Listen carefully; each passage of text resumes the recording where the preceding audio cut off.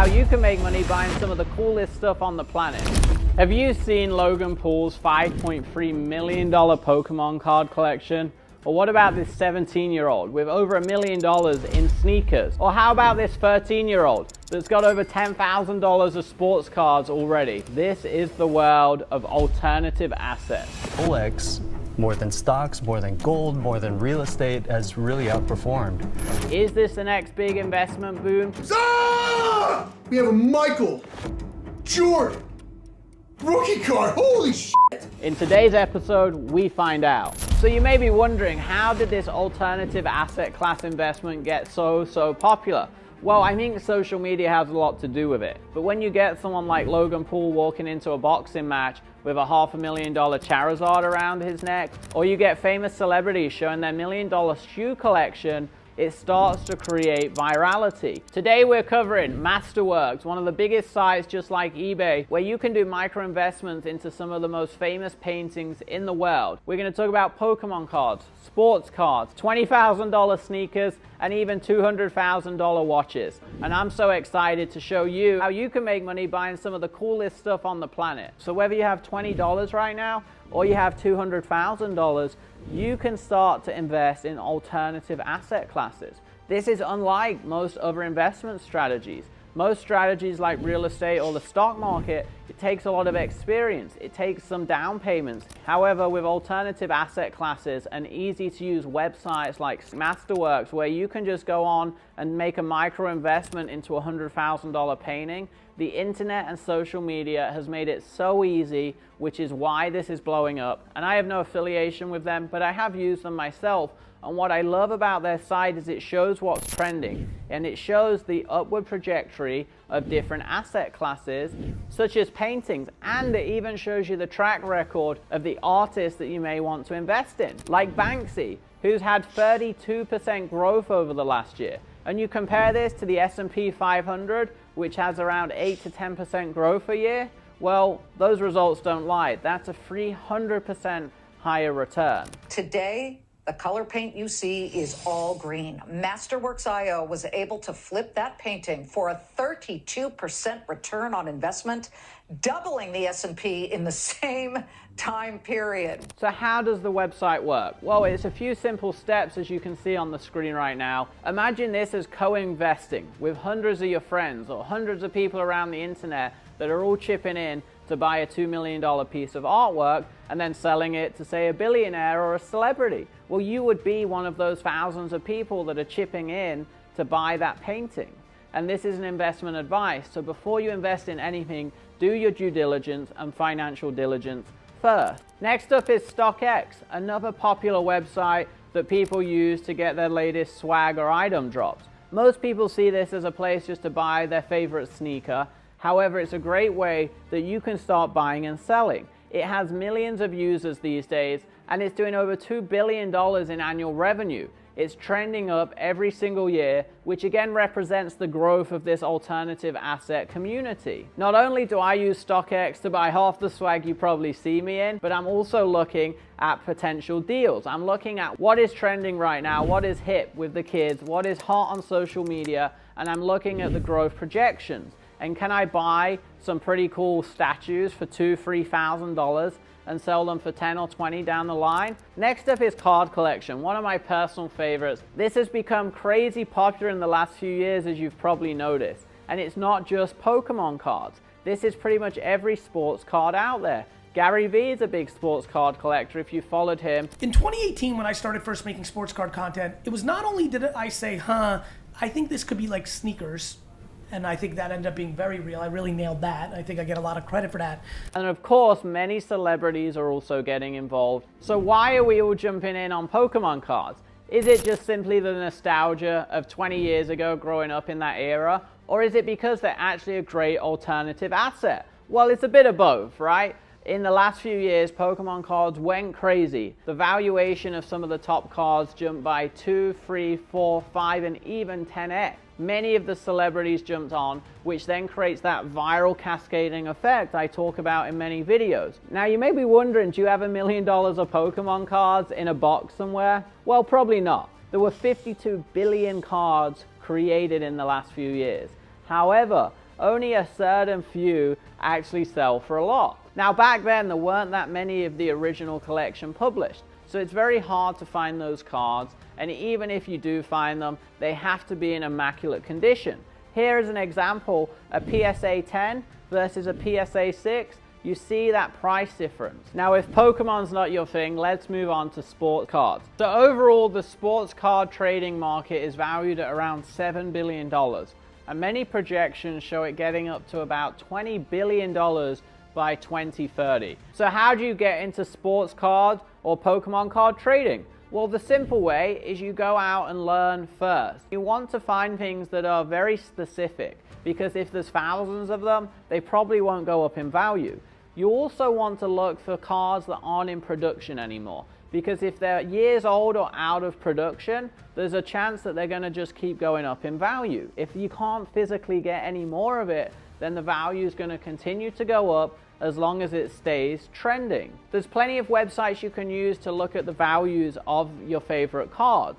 eBay, for example, is a great place to start buying these cards. Are you a Pokemon fan too? Well, I would love to know what your favorite Pokemon was and what your favorite card is. Drop it in the comments below as we move on to the next section. Next up is one of my favorite, shoes and sneakers. The shoe industry is going crazy. It's valued now around $10 billion. And also, just like collectible cards, it's predicted to hit about $30 billion by 2030. So why would anyone pay thousands of dollars for this stupid shoe? Well, many of the shoes may not make sense to the average person. However, again, the influence from celebrities, well-known public figures, and your favorite artist or movie star creates virality. These big red boots, for example, sell for about $400. However, upon launch, they were selling for up to $2,000 to $3,000. So why were they selling for nearly 10 times the RRP? Well, because there was a limited edition launch, and many celebrities were walking around in these big, stupid red boots, just like me, for a few weeks before the launch. It broke the internet. There were posts everywhere. Everyone was sending them to me because they know my favorite color is red. However, many people started to flip these shoes on websites such as StockX. So you really have two options when it comes to shoes. You can try and get there on the launch. You can buy it at the retail price and flip it instantly for 2 to 3 times more. And there's people all across the internet making 6 figures doing that exact thing. I sold 26 pairs of sneakers and I had a profit of around $2,787. In total, I made around $7,685 in 1 month of reselling sneakers. And if I can do it, you can do it too. However, what I do now is I find rarer items that only get 100 or 500 or 1,000 published, and then I buy them for longer term holds. So you may be wondering, what is the most expensive sneaker on the planet? The original Nike and Yeezy's prototype that sold in a private sale for a staggering $1.8 million. Before we move on, if you're a sneakerhead like me, I would love to know in the comment section below, what are you buying right now and what's your favorite pair? And this video wouldn't be complete if we didn't finish with watches. One of the most famous, most lucrative collector's series, and probably one of the coolest because you get use out of it every single day. The watch industry continues to go crazy. So I've made, well over $1 million just by owning watches. If I buy a watch, I walk out and it's instantly worth, substantially more than I paid for it. I own several Rolexes, for example. I bought them several years ago, and they've gone up by about $5,000 to $6,000 in the last few years. So before we dive in, as always, let's pull this back and compare it to the S&P 500. As you can see, it has once again risen way beyond the average, with 400% higher returns and growth than the S&P index. Now, what's interesting here, just like many of these other investment classes, is the big rise has come in the last few years. So you do want to question, will that continue to rise? Will it plateau? Will it have a ceiling? Or could it even plummet as the economy stabilizes or even heads into a recession? You don't want to invest money that you don't have, because if you have to exit out of it one day quickly and it has dropped, that is the highest risk where you could lose a lot of money. Now let's take some of our favorite watches. You've got Rolex, you've got Millie's, you've got the famous Jacob & Co. up there at the top, and you've got several other watch brands somewhere in the middle. And you may be wondering, what is the best watch to invest in? Well, it's really going to depend on a few factors. The first thing is supply and demand, as I mentioned. The second thing is, what is your favorite brand that you're going to maybe get use or enjoyment from? Next up is its potential for growth.